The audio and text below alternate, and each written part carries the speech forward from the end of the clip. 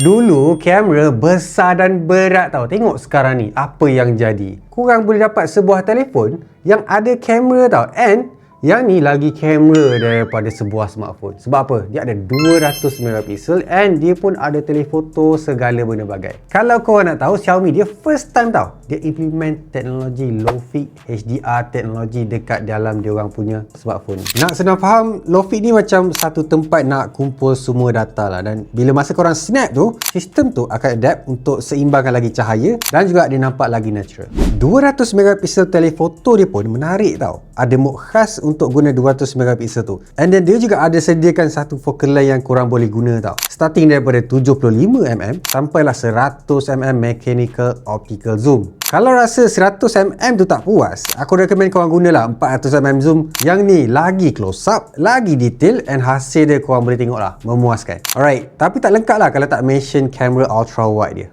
Bagi aku, lens 14mm ni yang Xiaomi letak dekat 17 Ultra memang kena lah. Field of view dia luas, awesome dynamic range, lepas tu ultra wide dia pun less distortion dan juga terkawal. Alright, dan cakap pasal dia punya kamera kan sekarang, performa dia macam mana? Apa yang dia pakai? Dekat sini dia letak Snapdragon 8 Elite Gen 5 latest punya. Dan korang tak akan ada lah isu-isu kepanasan macam tu. Sebab apa? Dia pun ada dia punya vapor chamber cooling system dia sendiri. So kalau korang main game ke kan, korang tak gambar ke, so no issue overheating at all. Lepas tu, aku rasa aku antara yang pertama kot guna Xiaomi HyperOS 3. Lepas tu, korang boleh upgrade operating system sampai 5 tahun. And security dia sampai 6 tahun. Skrin yang Xiaomi pakai dekat sini besar dan juga best tau. Sebab apa? Saiz dia 6.9 inci dan dia guna teknologi Xiaomi sendiri untuk develop skrin yang terang dan juga vivid ni. Tapi ada orang kata lah kan, telefon ni dia cepat makan bateri. Tapi tahun ni korang akan dapat yang lagi besar, 6000 mAh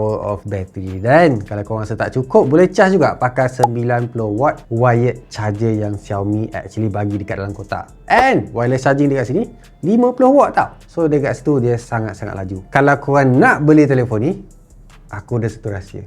Telefon ni dia ada promotion tau. Harga Xiaomi 17 Ultra RM5,499. Tapi kalau korang pre-order 1 sampai 5 Mac ni, korang akan dapat fotografi kit Pro tau. Yang ni lebih RM1,000 kalau korang nak tahu. And then dia juga bagi Xiaomi Sound Party, harga dia RM300.5. So dekat sini ada dua benda yang korang dapat. Sekarang aku nak korang sini komen pasal telefon Xiaomi 17 Ultra ni. And jangan lupa follow guys, nak tengok semua video macam ni lagi.